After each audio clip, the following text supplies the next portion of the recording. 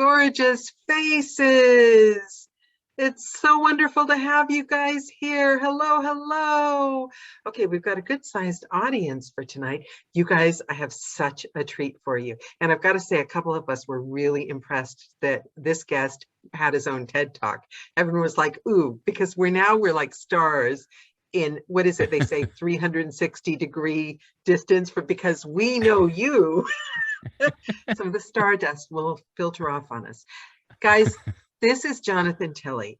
And I was telling Jonathan, it was all I could do not to like drag his life story out of him before the call started.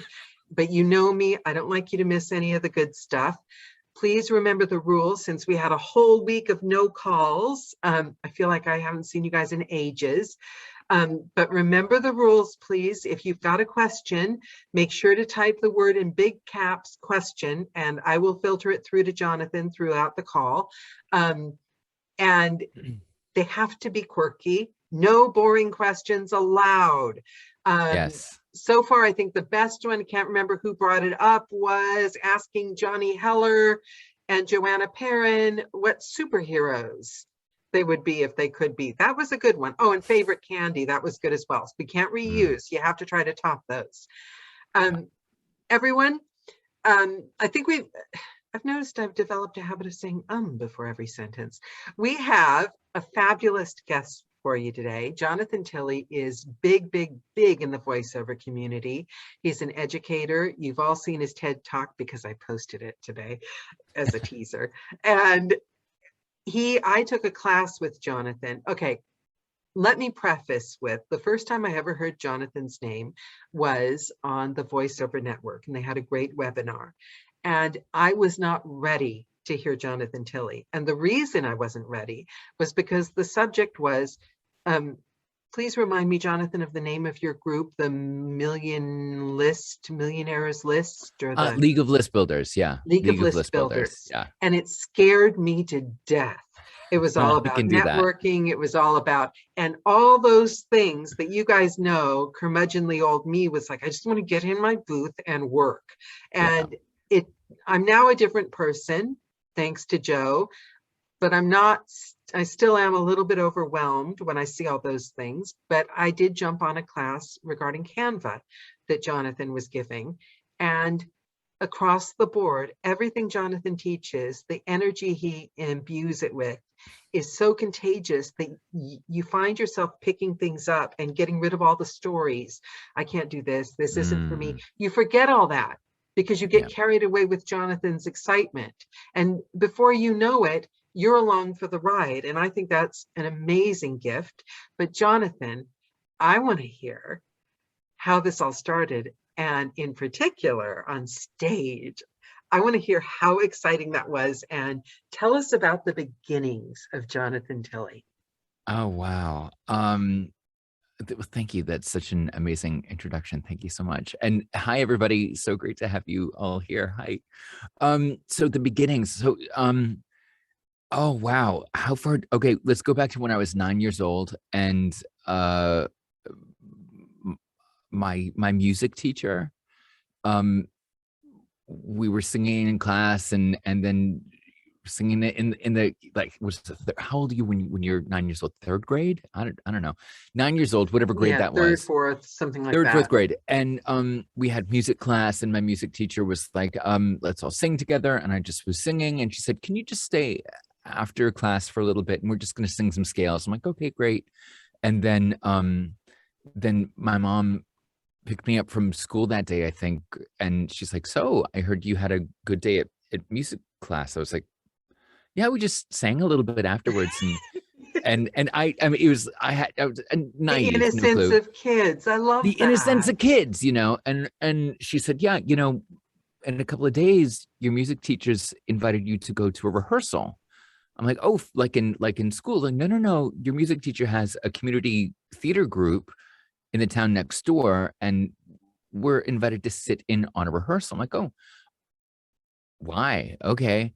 So we sat in on this operetta called Amal and the Night Visitors, and I was watching and just completely naive of what was going on. I didn't really understand why I was there.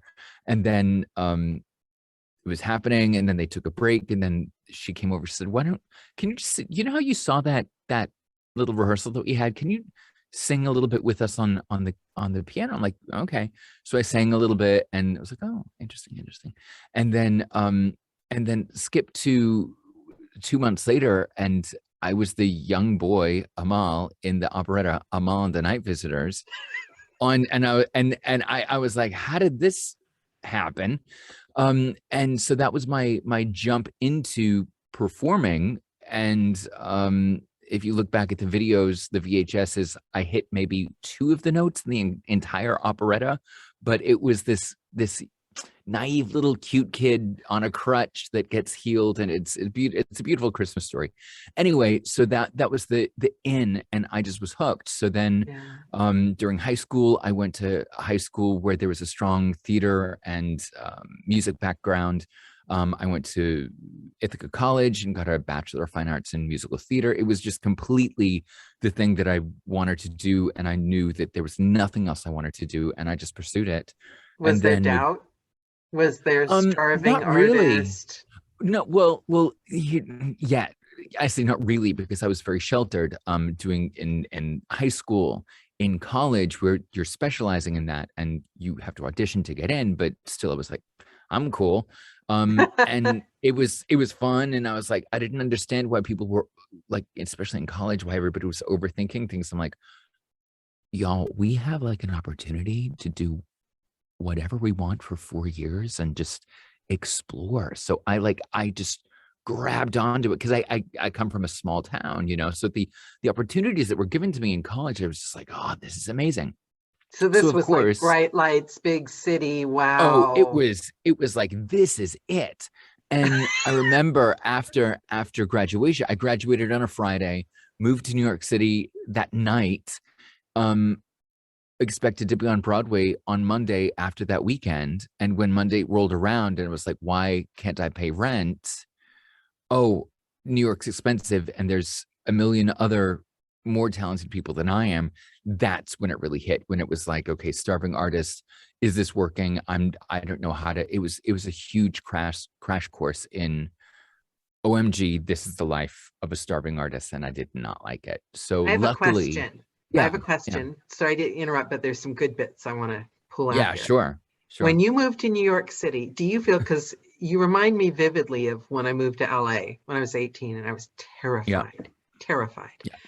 But LA that I knew when I moved there, as scary as it was, it feels in my past like an old relationship, like my first love.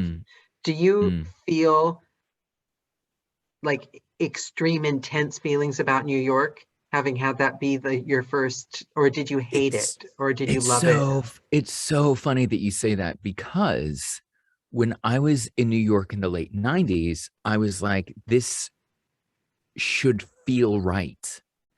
Right. But it's not work. It was this relationship that I think we've all had relationships where it's like, yeah, this is amazing, or like, oh, this just doesn't feel right. Yeah. It felt like, when you're like teacher's pet, and you have this crush on your teacher, but the teacher is only giving you the information that you need just to get to the next level where you are. And I was maybe teacher's pet, but I wanted to be at the level of the teacher. New York City was a big teacher for me. Yeah. So when I crashed and burned and did the whole starving artist thing for some time in New York City, I was like, what are you trying to teach me? And then I get a gig to do 6 months touring 42nd Street through Germany at the end of the 90s. And I'm like, that'll be fun. And then I just stayed. And how did Germany feel? Was Germany amazing? Was that amazing. Like the love of your life? So different. Yeah. So that was in the late 90s, early 2000s, when Germany was doing all the Broadway shows and just lifting the shows up, incredibly cool, plopping them into the German musical theater scene, where I just happened to just slip in and got jobs that I wouldn't even got jobs in Germany that I wouldn't even be allowed to get an audition for in New York. I'd be stupid to leave, right? It was just like, I'm staying. So that's just sort of how I stayed in Germany. But 10 years after moving away from New York and moving to Germany, I went back to New York, To walking the move, same streets. No, just to visit, just to visit. and walking the streets. And that teacher, remember I said teacher's pet and Yeah. teacher. The teacher of New York City said, "See, this is what I was trying to teach you." And it was like, oh, I was young, I was ambitious, but I was just doing it in the wrong country. I was not meant to be here. And New York City was like, no, you're just meant to visit. You're just meant to be a tourist and enjoy what New York City had to offer versus making it in this. If you can make it here, you can make it anywhere. No, you can do whatever you want, wherever you want to go. And this was Yeah. before the internet, So when the internet came about, I was like, it's the Wild West. I'm going to create whatever I want to create and do stuff. So that was very freeing. But and I'm going off topic, No, there is but no yeah, topic here. yeah, So okay, so you're in Germany and yeah. and were you like, this is it? This is what I want to be doing like forever? Or, and then you got to a point that you were like, no, I need to do more? Or how did you transition from that? Because Yeah. that must have been an intense part of life. Oh yeah. Germany musical theater scene. I'm living the dream. I'm getting paid to do these shows like Mamma Mia, Cats, for another version of 42nd Street, Dance of the Vampires, A Chorus Line, like all these different shows. And in the beginning, in my early 20s, I was like, I am never going to move. This is going to be the best. I love it. This is finally a dream come true. Best You, friends, yeah, I mean, close friends. it That's the was life. it was the life. Meals out. Yeah, Yeah. it was amazing. But then you're doing your 8 shows a week, you're living the dream, and then you're getting older, and then you can't jump as high. You can't go out for drinks at night because you're going to feel it the next day. You have rehearsals all the time. So it's the dream started to become not a nightmare, but the dream started to become like a trudge. And and by the time that I hit 30, I was like, I can't. I've peaked. Like, and you would see it too. You would see the people that were like the dancers that were like 30, 35. Ooh, he's 40. Ooh, she's 41. And she's still like trying to be in the chorus. And I was like, I need to think of different ways that I can go if I can't stand on stage the rest of my life. Mm. And randomly, when you go into the theater, there's the sign-in sheet for stage management to say that you're in the house, because it's big theaters. You don't know if everybody's there, so you have to sign in and be in house 1 hour before the curtain goes up. So you have to sign in, and then you sign out of the building just for security reasons, saying that no one else is in the building. And on the sign-in sheet, there was this piece of paper printed out that said, we're looking for native speakers. And I was like, what is this? So I called them, like, what are you looking for? They're like, native speaker. I'm like, for what? They said, for a CD. Remember CDs? I'm sorry, you just reminded me of that TV show, The Squid Game. Like, oh, the Yes. card, I just got in the van. I don't know where I was going. Yeah, totally. It was total Squid Game without the murders, and so it was total Squid Game. So I said, okay, I'll go. We're creating a CD. It's a German recording studio, saying we're teaching German kids how to speak English. So the German speaker will say a very simple sentence in German, and then you have to say the sentence in English. I'm like, oh, okay. So then I go into the studio, I put the headphones on, get behind the mic. Not like really my first time in a voiceover studio, not like in a singer studio with the entire ensemble.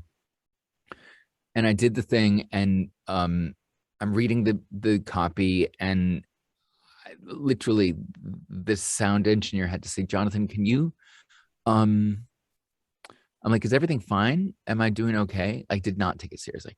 He's like, can you take your finger out of your nose while you're speaking, because we can hear you like picking your nose. The mic is picking up you. I'm like, oh, sorry. Okay. I was so not into it. I was like, this is a one-time thing. I'm an American living in Germany. You're never going to need an American voice for the rest of your life. Like, this is a cool, whatever, but did not take it seriously. So then 3 months go by, the studio calls back again. We're doing a second CD. I'm like, okay, this time without picking my nose. Is like, yeah, that's funny. But no, don't pick your nose. And then 2 months later, he calls back. It's like, we have another job. I'm like, oh, the CD? No, it's something else. We needed an American voice, and we thought of you, and you got the gig. I'm like, okay. You've And so just by reminded me. I'm just going to stop you. Don't lose that thought. Yeah. I have a friend. I have two friends right now that have recently started doing kind of side different types of gigs. Yeah. They're not narrating audiobooks. And I know from conversations that they're feeling like, oh, that's it. I'm giving up. I'm doing something. But what, and I don't know the end of your story yet, but every little thing might not seem related, but you have no idea where it could lead. And it's most likely the golden ticket.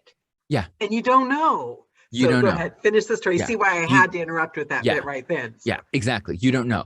It's the curiosity. It's the, let's just give it a go and see. That's and without picking your nose, preferably. Without picking my nose. I say it now laughing, like I didn't talk about this for like the first 10 years of my voiceover business. I'm like, how embarrassing is that? On my first gig, I picked my nose. Like, the sound, not only did I pick my nose, but like the sound engineer said, can you just please stop? Like, but they hear everything. I'm sorry, they hear our hair grow. Disgusting. It was disgusting. Anyway, so I went back in and I said, listen, you keep calling me and this is fun, but I don't really think that Germany needs this. He's like, you have no idea. Why did you say that? Yeah. Trying to talk yourself out of money when you're getting paid. Yeah. Because I'm thinking big musical star, I'm going to be on stage every night. Nah. So he said, listen, there are many German companies that are international. For example, Mercedes-Benz, Porsche, Bosch, BMW, Mini. They're all German-based companies, but they have to do voiceovers in German, but also in English. I'm like, yeah, so you just call America and then you get people like, no. These German companies need voiceovers done in English in the time zone and in the city or country that they're in. I'm like, oh. And he said, and it's even better because then I could speak a little bit of German. And I'm waiting for the light bulb to go off in Jonathan's head. Oh, wait for it. So then he's like, and you can speak it. Back then I could speak a little bit. Now I'm fully fluent. And you speak a little bit of German, so you can take direction in German from a German client. They don't have to translate it into English. And I'm like, I don't get it. He's like, okay, let me break this down for you. There are 5 male voiceover artists that are American male in Germany. One of them is you. The other 4 are not you. The other 4 have the big movie trailer booming Hollywood sounding voice in a world. And there's only one younger sounding male American voiceover artist in Germany. Light bulb? Light bulb. Finally. Yeah. I was like, oh. Okay. So I'm like, so what do I do now? He's like, come back next week, get some text, read a couple magazines. Maybe it was a bare bones demo production. It was just, and he said, just bring some text and let's just read something and I'll put some backing music on it and we'll make a demo. I'm like, okay. And it was not a good demo. Like, believe me, it was tiny step up better from like DIY, but it was a demo nonetheless. And it was before demo production became such a huge thing in America, and Germany is like 5 to 10 years behind America anyway. So, and that's when the internet started to happen. That's when I'm like, oh, let me Google recording studios and sending up my demo. And I'm like, whoa, I'm getting work. And whoa, do you have a studio? I'm like, no, not yet. Let me build one. And it just sort of snowballed into this career that I now A whole have, new world. a whole new world. Stopped doing musical theater in when I was 30 years old, and went full-time voiceover when I was 30 years old. So when I was 26, 27 is when the nose picking incident happened. And then when I turned 30, I said, I don't want to dance anymore because there's too much BS and there's no fun anymore. I'd rather be a different character every single time I get behind the mic, and the rest is history. I've voiced for Mercedes-Benz, Bosch, Porsche, all the German brands, M&M's, Facebook, Google, UNICEF. I do I'm the podcast presenter, podcast host for the BMW podcast.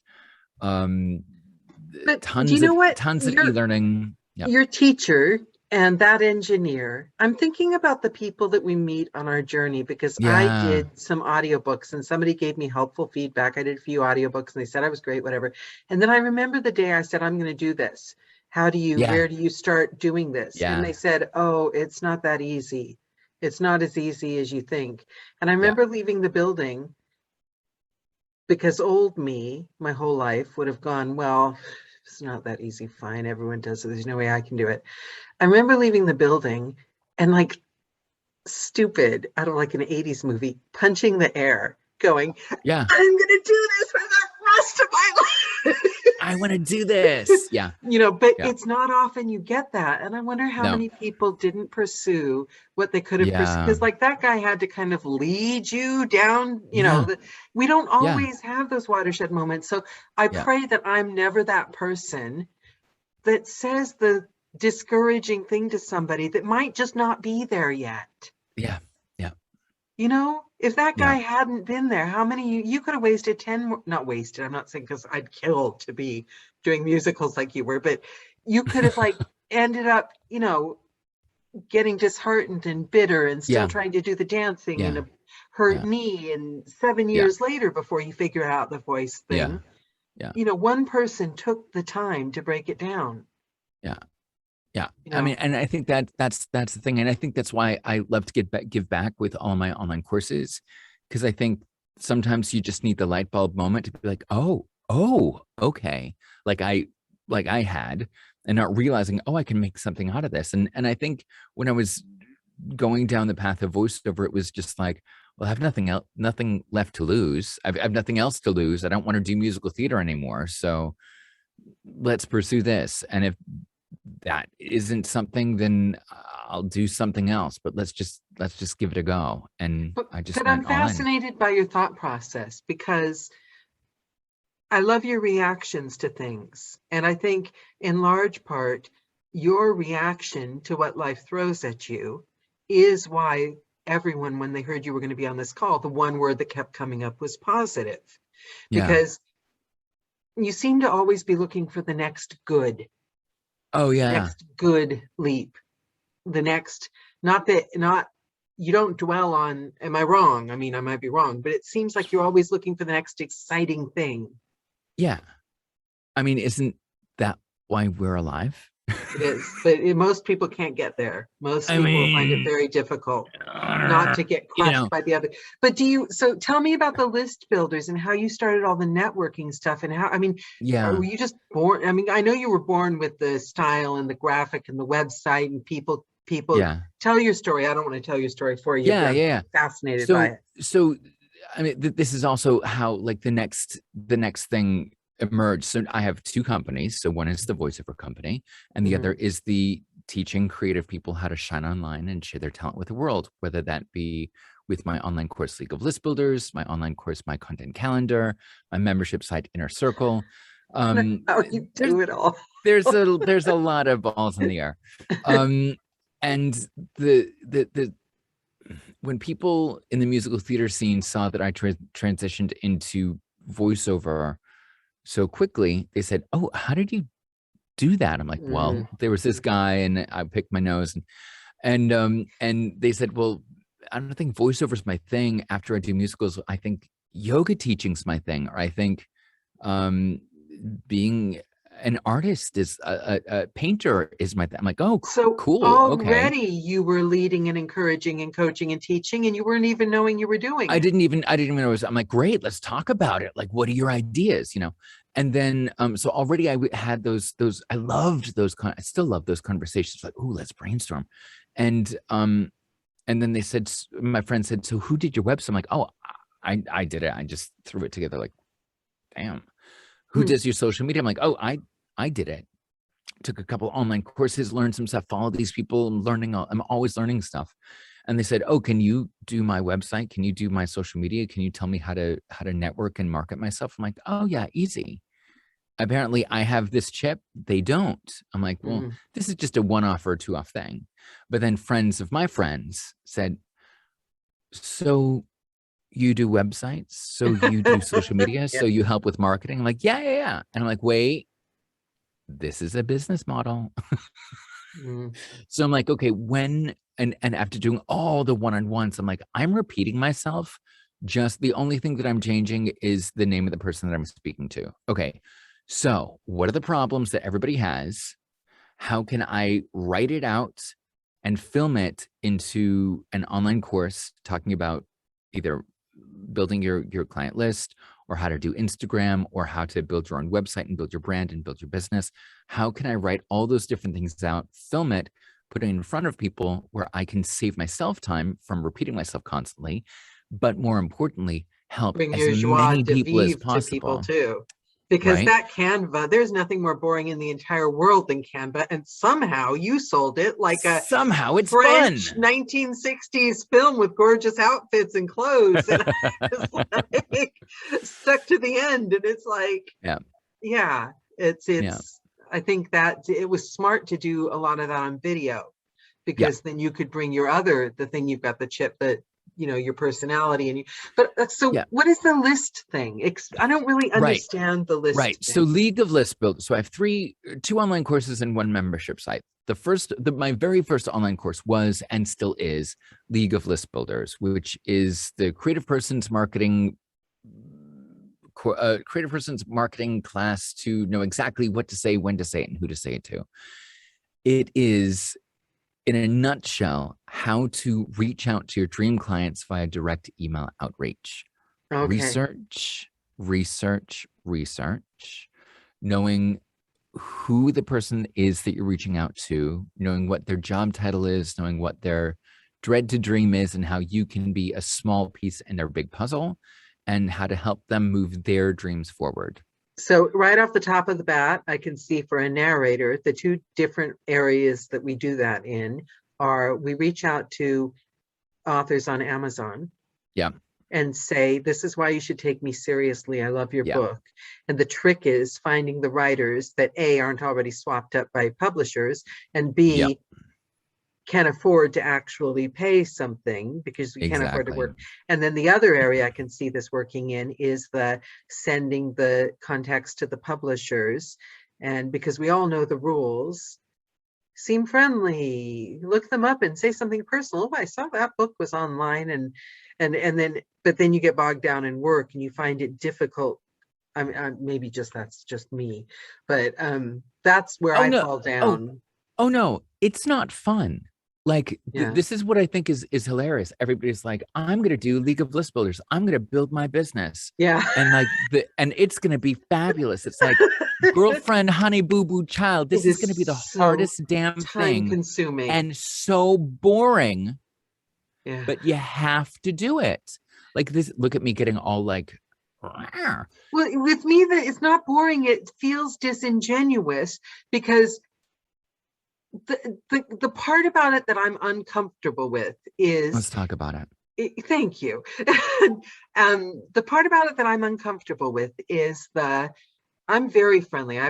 If you might have noticed, I've got no boundaries. So like most strangers are my best friends already. Yeah, great. But sending a letter to someone and saying, I noticed this statistic on this newsletter, feel like the advice is to look something up about the person so that you know something, so that you can have something to talk about. But if you don't know them, you've looked it up, so you don't know them. So you're Well, you kind only of know being, them to so much, but I think yeah. if it's all about the empathy. When I was like, whoa, wait, where I Uh-huh. said you oh, I I would forgot it I now. would love to find out that I'm not looking, that there's just a tweak in my perspective because it would help, but I'm just Okay, not. I think I found it and then I forgot it. You said Oh, the part that puts me off is I don't care about don't annual pretend. reports about their business. Then I can't send you an email and go, I heard that your publishing house has done really well on such and such book. then I don't didn't say read that. such and such book. I'm narrating from 5 a.m. Yeah, I'm not gonna like, then don't say that. yeah, Right. So don't when you feel like you have to pretend, then it's not genuine, right? It's yeah, not authentic. And I'm all that's about the authentic, problem. organic, holistic. So instead of when you think that somebody said I have to talk about the statistics and go, if that doesn't vibe with you, so Yeah. give me an example of somebody that give me an example of a dream client that you're working with right now that you have a great connection. What's the connection on? Is it about tacos? Is it about what's the connection? One of my production companies, the guy that does the casting has had a budgie, and I had a budgie, and What's a we struck. budgie? A budgie is a small parakeet that talks. Oh, sweet. Okay, so how did you find this information out? What? How did you find out that they had a budgie? But it was after I started working with them. At first, I Okay, just sent a professional. I'm very yeah, comfortable sending this is how many books I've the done. I'm a professional. Great. professional. But the part that I'm not comfortable with is I don't know you. I obviously Hmm. want work from you, but Yeah. I'm going to pretend that we're bonding. It Hmm. makes me very uncomfortable. Okay, so let's try this. Look at us going into League of List Builders mode. By the way, I'm gonna have a sip of wine because it's past 10 o'clock at night. Knock yourself out. And Um, the other thing is don't give away any of the secrets of League of List Builders because I don't want to take advantage of your generosity. no, And no, I no. also Here's might the want to sign thing. up for it. Sure thing. So here's the thing. Yeah. So the dream client, what's their job title? Production Um, house. What's Production their company. job? Well, most of my dream clients are publishers, if I'm honest. Publishers. Okay, Yeah. so give me the day-to-day, be in the shoes of the publisher. This is what Legal List Builders is all about. Yeah. Be in the shoes of that one publisher. What happens when they walk through the door of the office? 800 other narrators deliver them boxes of chocolates and sweets. Mhm. Talk about everything and everybody except the narrators. What happens? They hang out with each other. Mhm. For example, who are the other people that work in the office? Other casting directors, other publishers, other admin, the guy that does the tech, the guy that's the Mhm. proofer. Mhm. Yeah. The intern at maybe it's just the intern, the IT guy, admin, the one that does the taxes that nobody really know. Her name's Susanna. She's lovely. She's in Yeah. the corner. She's quiet. She listens to Spotify the entire time, but nobody knows what it could be. Death metal. It could be the harpsichord on repeat for 8 hours a day. If you get into the mind and into the world of the dream client Yeah. and just walk yourself through their day and be like, okay, what are the highs? What are the lows? What's the dream? What's the dread? The Then you dream feel is, like you know them. And when then you you're feel like you sending know your them. message, it comes through because you feel like you. So, like Yeah. when I used to manage a team of secretaries, I used to, and sometimes I really just hated that job. So, Mhm. before I would have to do an appraisal, I would make myself think of one thing I liked about them before they walked Yeah. in the room. Yep. Yeah. And it worked mostly Yeah. Mostly. until the end. It Yeah. worked. But Yeah. yeah. So I get it. So you're That's not, what it is. see, it's not about what you're trying to convince them of, it's convincing yourself.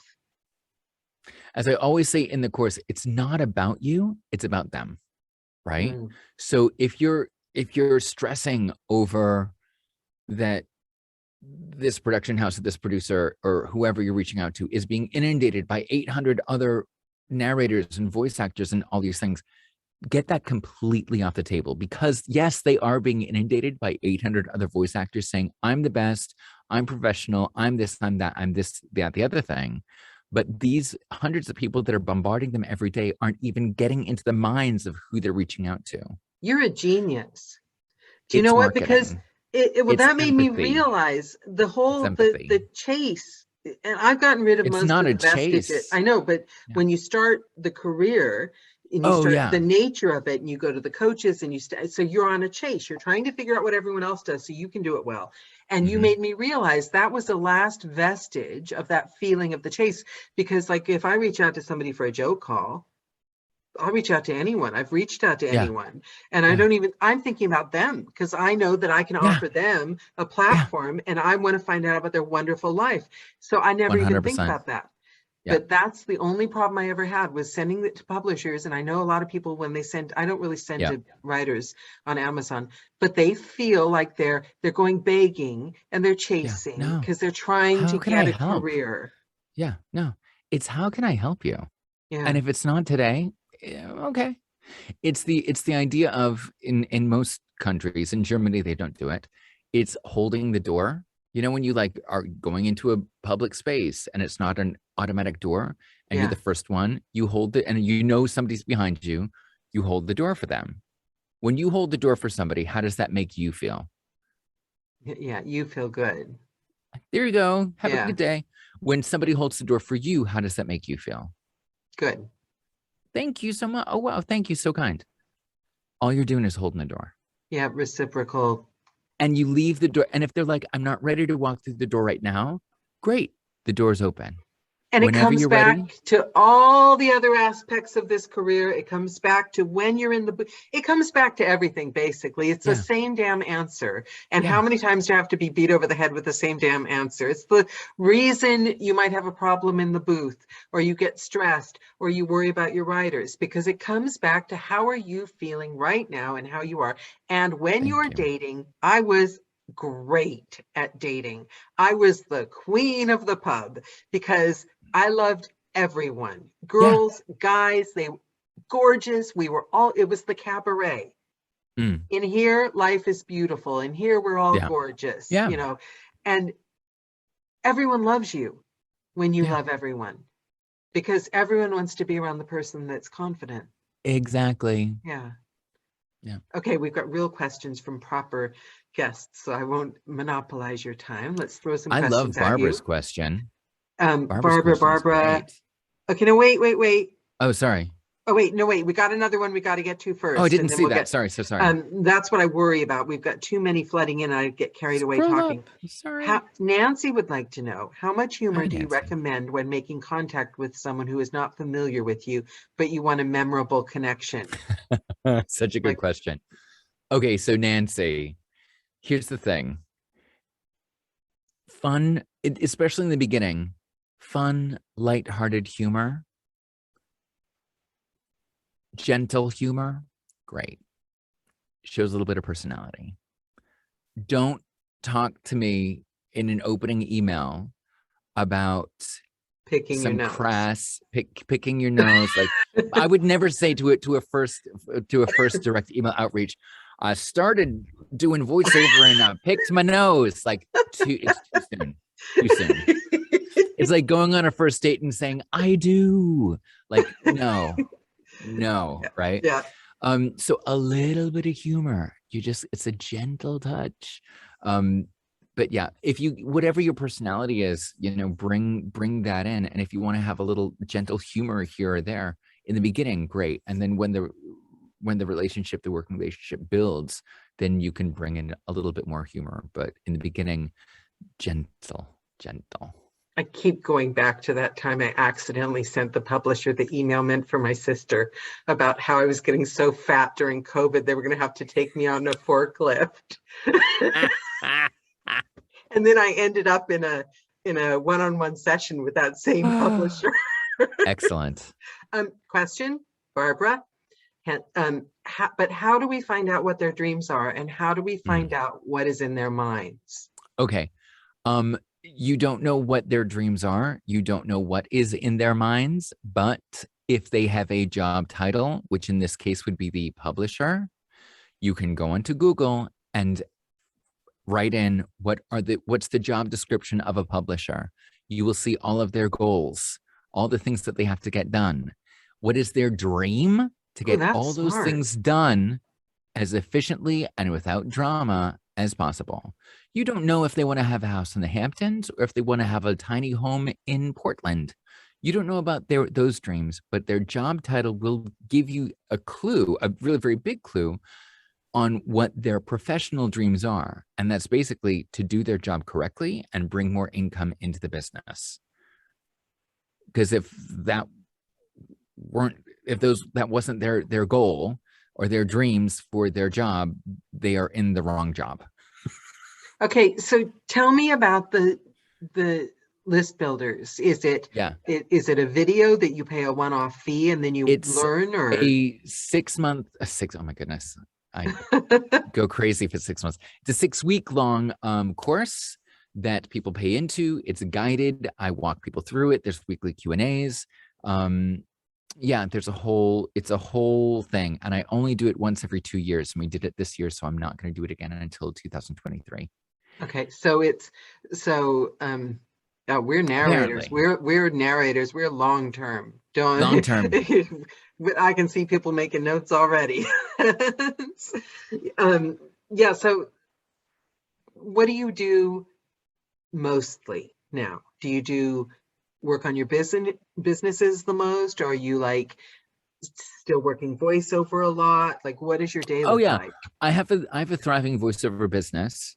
But I'm not a narrator because I am very short on time and I have to time manage every 15 minutes. And you like to have time to leave the house occasionally as well. Fresh air. What's that? Yeah. I think we all know what that feels like as narrators. Yeah, so I have I mean, what I think is so funny is that everybody's like, so do you still do voiceovers? I'm like, yeah. No, you've got major clients. Yeah. Yeah, no, I'm more curious in how you do it all. Oh, how do I do it? Curious about. Okay. Yeah, no, I know you do it because your reputation precedes you. But what's so funny is because I focus so much on helping people, helping creative people, and a lot of voiceover artists are along that journey with me. They go, so do you still do voiceover? I'm like, yeah, and I do this as well. Which is like, whoa. And that's the bit I want to find kind of crack. How? Delegation. Delegate. I have a team of 7.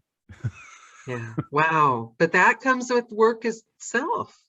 Yeah. I mean, I started doing this all by myself until I realized I can't do all this myself. So how can I outsource the things that I don't have to do and only do the things that I truly have to do? And then go from there. So how do I do it all? It's constantly changing. I always look at, like, I come into the studio and I just go, okay, this is what I have planned for today. It will not go like this today, but we're going to try and make it go as close to this as possible today. And if we get pretty close to it, I'm like, not bad. Does your team work virtually, or do they like show up in the office and you have coffee together? We used to be all in one city, all in one office, and that was fun until Corona hit. Not so fun anymore. And I said, y'all can go home. And so everybody was don't working.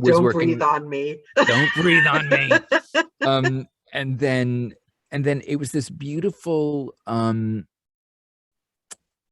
transition from everybody works together, everybody is together all the time, team building, lunches together, and you could tell that it was nice, but you could sometimes tell that, she really wasn't hungry at 1. She probably wants to eat at 4.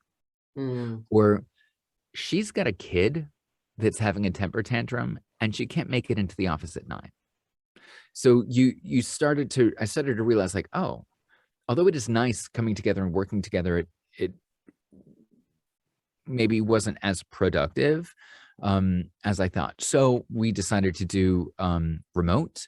And then over the course of the year of Corona, everything shifted. I hired a lot of students that were maybe in their junior, senior year. So they were working for me and then also doing the university thing. And then they graduated and then they were like, this is great working for you, but I want to do something completely different. I'm like, go do your thing. Like I'm the last person to hold you back. Like fly, children, fly.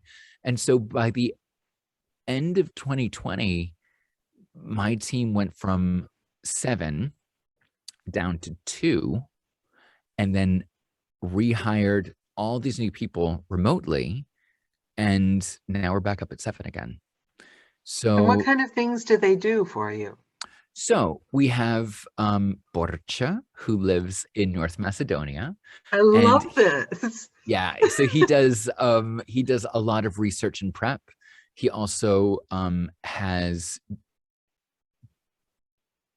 random, like he's a spreadsheet king. Like he organizes a lot of things in the back. I love to do organization and spread, like I love it, but I just don't have time anymore. And he's better at it than me and he's quicker at it than me, and he can say, okay, these are the people and companies that we've researched, this is who we should reach out to, da, da, da, da. So currently he's working on a spreadsheet of over 9,000 contacts of startups within Europe that we want to reach out to next year for podcast production. You know what I love about that? Because I remember I heard some big voiceover successful narrator, like bigwig guy. I wouldn't know who he was because this was when I first started.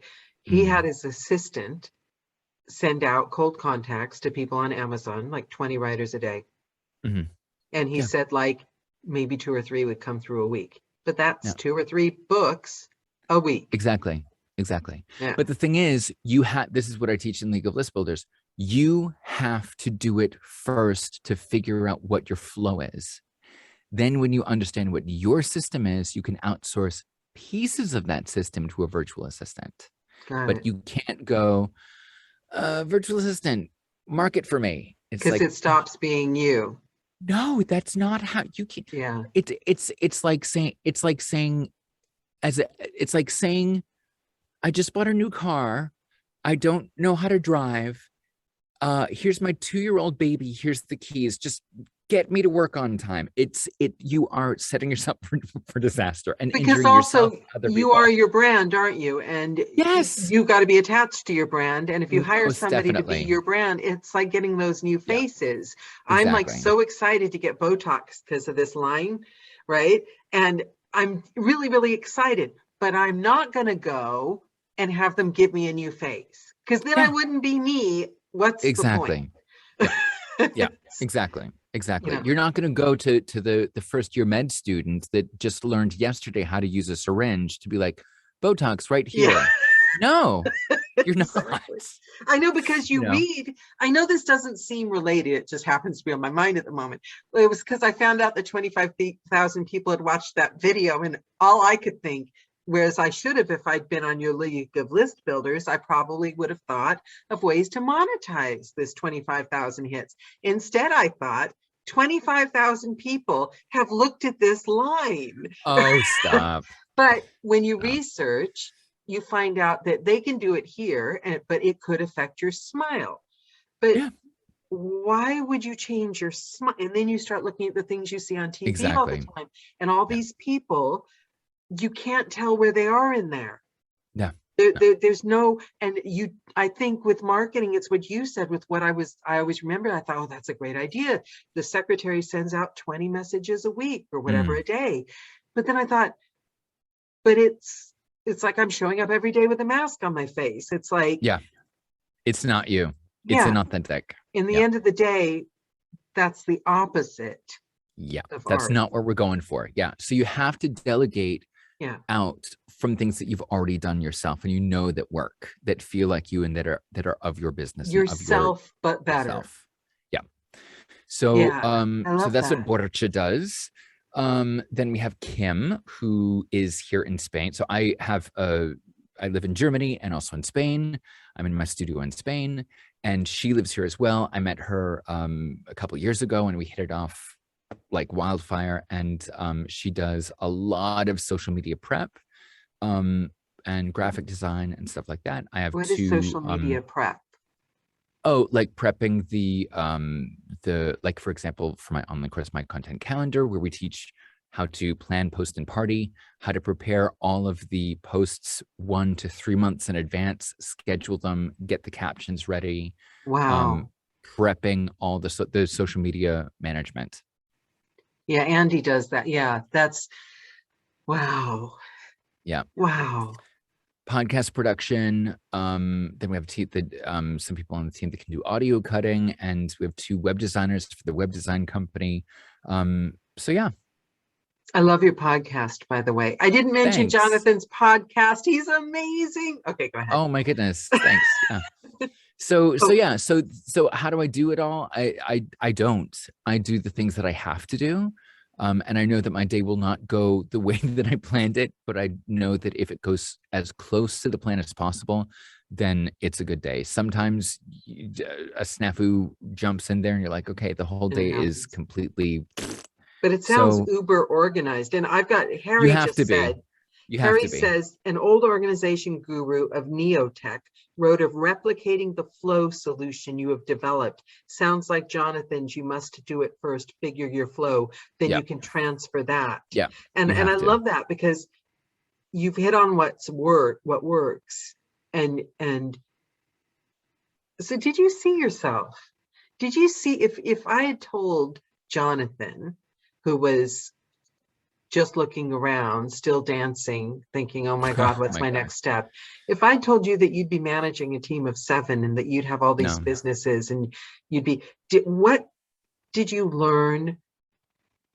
Where did that I know transformation isn't an overnight thing. I know it's a series of small changes, but did you have any epiphanies or, oh, this, I was thinking this, but it's more like this moments? Did you have any moments of growth along this way from becoming who you are now from who you were then? It's so, that's a great question. Thank you. It's something that this past year and the past 2 years, actually, I've actually had to sit down and face, because I'm constantly like, how can I help? How can I help? What are these ideas? And I know my people so well that it's like, how can I create this video for you? How can I teach you how to do this? So I'm constantly like, how can I help? How can I help? How can I help? To the point where, and my team, like, how can I help? What can I do? How can we move this along? And not until last year, did I start to go, whoa, 9-year-old Jonathan that went to a music class, sang a couple scales, and then in a couple months later was singing on stage. 21-year-old Jonathan that moved to New York City and was like, what is this? And a couple months later moved to Germany for what he thought was going to be 6 months, and then stayed on for 8 years doing musical theater. 15, 16, 17 years ago, voiceover Jonathan with his finger in his nose. Now looking back, like, knowing that I've jumped from so many different things and just stayed curious, and just actually taking a moment to stop and look back and be like, do you see how much and how far you've come? And do you see that you don't know do you see that you can't see what's ahead?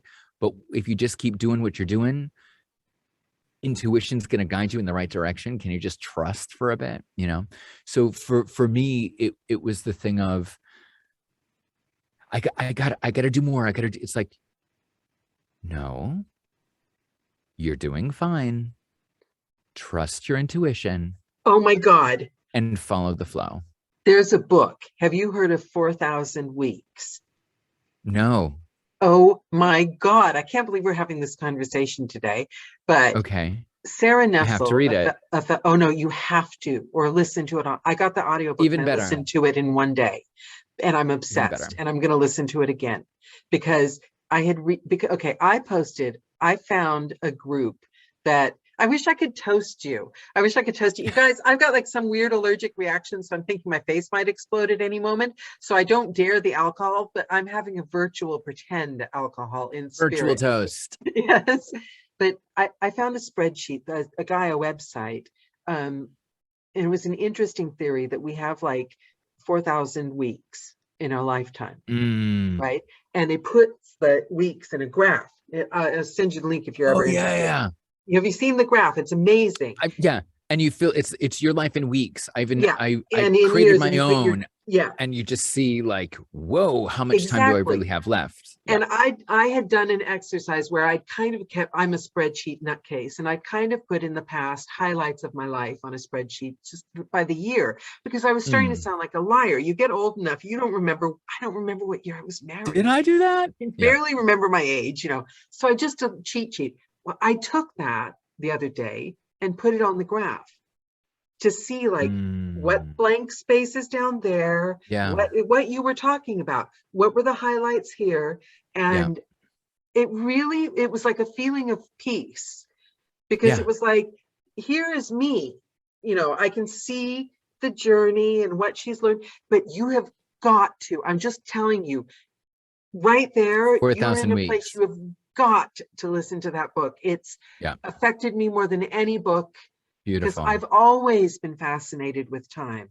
There was another book, Making Time, because when you're really young, time, you've got the endless summers, and you get older and it just goes so fast. And you start freelancing and you're busy as you are, you've got to know the feeling of, what day is it? Yeah. Literally a week takes like 30 minutes now. Yeah, totally. Yeah. Totally. You've got, I'm telling you, you got 4, to listen to that book. Okay. 4,000 weeks. He's a philosopher, and it's just I love it. Amazing. Yeah, and it's what you said. Sorry, I completely interrupted you, but you literally took a quote from the book. So it's meant for you at this moment. Meant for me. Can't wait to dive in. Yeah. Harry, just multiplied 74 by 52. I've already used it. Harry, I don't think that's a spirit.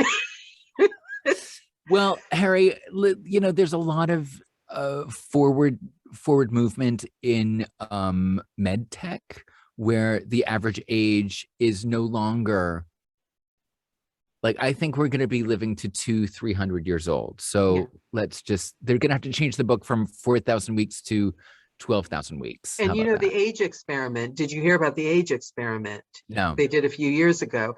Harry, you should look it up. I might have mentioned it before. They took a bunch of elderly gentlemen, they were like 70 or something, and they put them in a house, but every single thing in the house was back 20 years. Like the newspapers, the clothes, they had their memories, the TV shows, the food, every single thing was authentic to 20 years. And they'd had their bloods and everything tested before they went in. And when they came out, they were physically 10 years younger. Yeah. And after about 2 weeks, they'd aged again. Yeah. So crazy, right? Yes. And we're in charge of that. And that's why that book fascinates me, because we're in charge of how much time we have left. You know, I think if you're noticing things, if you know, living in the moment sounds like such a cliche, but mindfulness, you know, but we're in charge of it. We are. You know, you don't have to, but being goal oriented.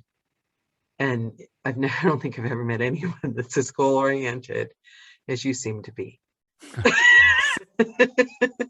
It's this weird thing I have. I get, if I'm always thinking, I'm always having these ideas where I just go, okay, let's see if this flies, because why not, right? I'm curious. You're playing life like it's a game, and I love that. Yeah. I love that. It's like a board game with all the interesting chips and... What else can I do? Can I try this? Okay, maybe not. That was fun. I'm going to hit you with something that I hit all my guests with in the end of the call. You know, in school, they sometimes dig a hole. My school never did it, so I make you guys pay for it on these calls. They dig a hole and they put the box in with the people's memories, so that in 10 years, the time capsule. They'll dig it up. If you've got to say something for the YouTube time capsule, for people that are going to be watching this in 60, 70 years from now, what would you like to leave them with? What would you like them to think of Jonathan?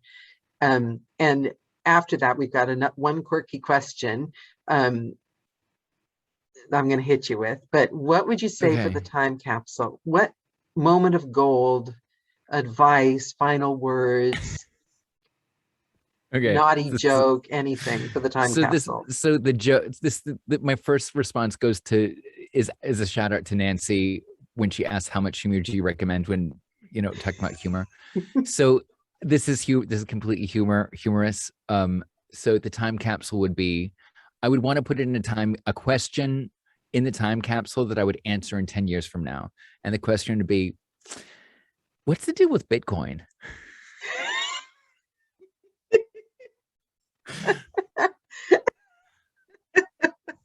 So there's that. I like that. I don't know. I like that. I do. I like that. I like that. But the serious answer would be a question. Would also be a question. And in all seriousness, it would be because apparently intuition has been my strongest guide. And when I don't listen to it, I'm miserable. And when I do listen to it, I am happy as a clam. So I think my question, the thing that I would put into the time capsule would be a question to myself of, so are you finally listening even more to your intuition than you were 10 years ago? Do you know what? I think you've just encompassed everything. Everything about you is a question. Mm-hmm. It's not an answer. You haven't closed the book. Nope. And I love that about you. I think that is your superpower. Thanks. Because I think like 89% of the world has closed the book, really, in different areas of our lives. Yeah. You haven't closed the book. No, never. And and that's the little boy. Okay, I'll go along. It's literally you're that little boy, and that is precious. Yeah, that is because they say that we spend our whole lives trying to undo the harm that's been done to that little boy. And yeah, I love that. Okay, quirky He's still here. Yeah. Quirky You're not question. Off the hook yet. Barbara's got one for you. Ever asked anyone for an autograph? If yes, who, where, and when? Ooh, this Barbara, is hilarious.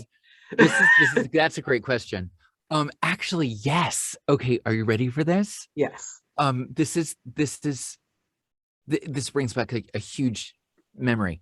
Okay, so my mom, I was young preteens, teens, I don't know. And my mom noticed that I was into like being on stage and all these things. So she said, let's go to a magic show. So we went to a magic show. I love your mom. You're the best cool. mom. She's cool. Let's support. She still is super supportive. Let's go to a magic show. And it was in like Boston or something. So we go to Boston and we watch this magic show. And then in the intermission, they say, or so before the second act starts, a magician comes up on stage, is like, and we're so proud to have in the audience David Copperfield. And he was sitting like 10 rows in front of me on the aisle, and I was 10 rows behind him on the aisle. I was like, oh my God. So I was like, Mom, I've got to meet him. Now, here's the thing. I'm not really into magic. I was into the show. Like the tricks were cool, but I'm like, oh, the show, the lighting, the movement. And so magic show finishes, yay. And the whole time I'm like excited about David Copperfield. So all these memories are rushing back. This is hilarious. Okay, so when you're at the aisle and the show's over, everybody expects you to go. Yeah.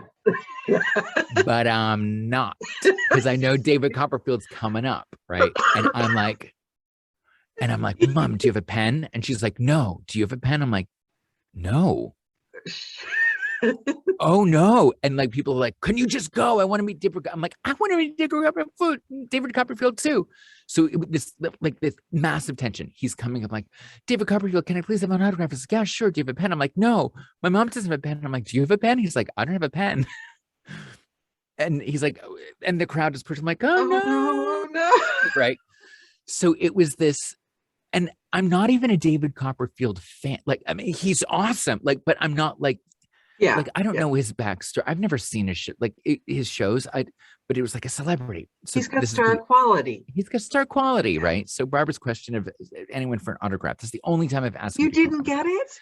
Didn't get it. And then we get back, like all the memories are coming up, but there is a happy finishing part of the story. So we get back to the car, and in the car, in the cup holders, there's like tons of pens. And I'm not mad that I'm just mad at the situation. I'm not mad that I didn't get his autograph. Yeah. I'm just mad at that. I'm like, damn it, why didn't I think of it? But why would you take a pen to a magic show? Like before knowing that, right? See, it's just stupid circumstances. Anyway, my mom being awesome, she like finds out the number of the address of David Copperfield fan club, or I don't know.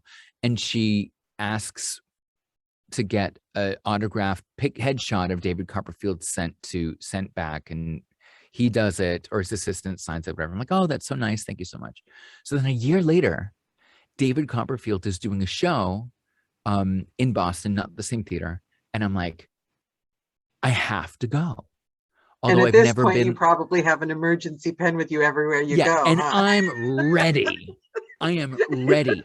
Now, here's the thing. Pen, paper, like everything. So here's the thing. The show is great. And I'm like, magic, yay. And it was super cool. But I was really there for the autograph because I just couldn't let it go. Right. It could have been like, it could have been anyone, right? It could have been anyone. So then I go up, and he has a meet and greet after he's doing autographs. Like, yes, I'm gonna get this, right? So goal oriented. He signs the program. Like, can you also sign my shirt? And as he's signing my shirt, I'm like, you might not remember me, but like a year ago, like I asked you for an autograph in this theater, in a theater in Boston, the name of the theater, and you didn't have a pen. I didn't have a pen, and my mom didn't have a pen. He's like, oh yeah, I remember you, and I sent you that autograph picture. Your mom asked for. I'm like, oh, and that's when I'm like, now I'm a fan. He remembers me. Like, that's so cool. So he signed my shirt, like the corner of my shirt, and like I didn't wash that shirt. Like it could be framed. I don't. It's back in New Hampshire, but yeah, that's the story of the autograph. Long-winded, but definitely. No, I love that. Story that is the perfect. That is the perfect ending to the call. That's fabulous. I love that. I do. This, Jonathan, thank you for your time. Oh, thank you so much. This has been an honor. I mean, really, really balm to the soul, this call. So thank you. You're amazing. You. As are you, and as is everybody watching in. Thanks for spending time with us today. I want to join the League of List Builders. 2 years. Well, come on over. Well, you can 2 years. Well, if you're on Instagram, I'm dishing out a lot of tips and tricks on how to build your business brand on my Instagram page. I will pay more attention to Instagram, especially since I'm going to be getting Botox. I want to show it off. There you go. There you go. You got to show it off. Yes. Okay, Jonathan, wonderful. Thank you guys for joining. Did I not tell you this guy's amazing? I'm your biggest fangirl. I really am. I think Thank you. Your positivity spreads out in so waves, and it's always there. And I don't think you realize how many people you touch. And we're all there. We're Jonathan's army. I don't know. That was weird. I don't know where that came from, but yeah, you get the gist. Yes. Thank you so much. That means a lot. Thank you. Thank you so much. And guys, go forth. Try to adopt some of Jonathan's positivity. We can conquer the world if we were all like this guy. Yes. Bye. Bye. See you later. Take care. Bye, everyone. Bye, Jonathan. Bye, guys. Bye.